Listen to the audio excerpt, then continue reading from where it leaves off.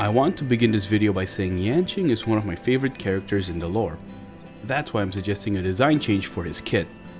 Another YouTuber by the name of Red Flame has already made a video on it, and I suggest giving it a watch.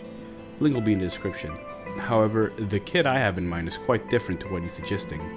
Skip to this timestamp if you play Yanqing or don't really care how his base kit works. His basic attack isn't really all that useful. Usually you'd never want to use it as it ends Soul Steal Sync. Soul Steal Sync is his talent. It increases his crit rate, crit damage, and reduces his chance of getting hit, which ends Soul Steal Sync, activated by using his skill.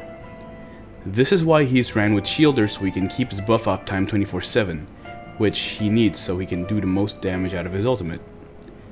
Other parts of his talent include his follow-up attack, which has a chance to freeze the enemy, which in turn will take more damage from Yanqing.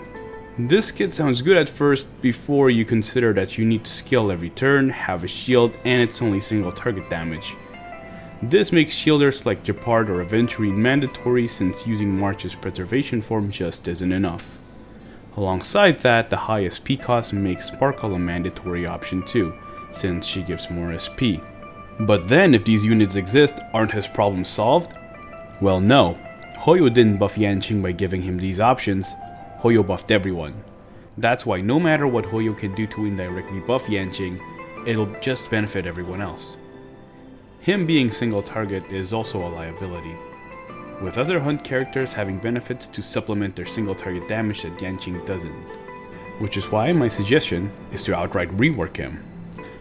You saw the title of the video and probably thought, how can this character solve the problem of ice characters being used less?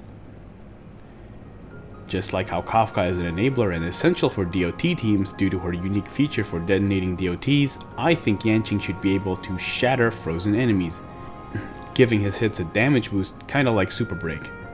Not only that, he should be able to action advance if he shatters. In this theoretical kit, he can shatter with his basic attack, skill, and ultimate. However, to keep his playstyle similar to his current one, he should have his ability to freeze enemies on his skill to incentivize using it, on top of Soul Steal Sync. This gives him more damage to be more in line, but not as powerful as the current hunt characters. Not only that, this lets other ice units who are usually not used to have a chance in the spotlight alongside Yanqing. Jeopard is inferior to Aventurine due to his high energy cost and shield strength. However, he can freeze enemies, incentivizing more people to use him in the new Yanqing's team. Misha's whole kit is about freezing enemies and dealing more damage to frozen enemies. It's quite self-explanatory, with the only caveat being that it will be a double DPS setup, which sacrifices SP or potential buffs. A DPS that doesn't use that much SP is Jingliu, which although can't freeze enemies, in battle she can start the fight with enemies being frozen with her technique. But making him action advance himself like this is just Seela 2.0, isn't it? Well, the difference is Seela is more self-sufficient, while this Shadow playstyle will be more dependent on his team supplementing him the right circumstances in order to reach his max potential. And what about availability?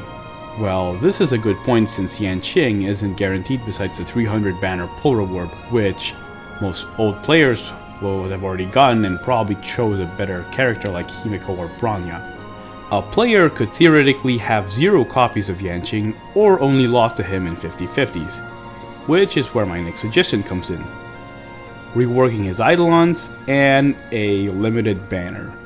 That's not to say Yanqing will become a limited banner character, but he will run alongside other limited characters for a set amount of time, say one phase of a patch, giving everyone a chance to get a copy of him or more copies of him. Most of his Eidolons can work well with this new kit, with just a tiny bit of adjustment to his numbers. Except his Eidolon 6, which I would change to letting him action advance himself when he freezes an enemy, which, in tandem with the skill rework, lets him move an infinite number of times until his SP runs out. This benefits everyone. Players who have Eidolons of him suddenly have a pretty good character on their account. Players who don't have Yanqing or want his Eidolons can pull for him in the limited banner. And all this benefits Hoyo, as more people will be pulling for him or be more satisfied with their game, making them want to play more. That's it for the video. This is my first video on this channel, and let me know what you think. Do you think Yanqing making a comeback would be awesome? Or Is his fate as HSR's punching bag too good of a reputation to give up? Well, not in lore if you know what I mean. If I missed anything or you have better suggestions, comment down below and I will take a look at it and reply when I can. But for now, thank you for watching my video.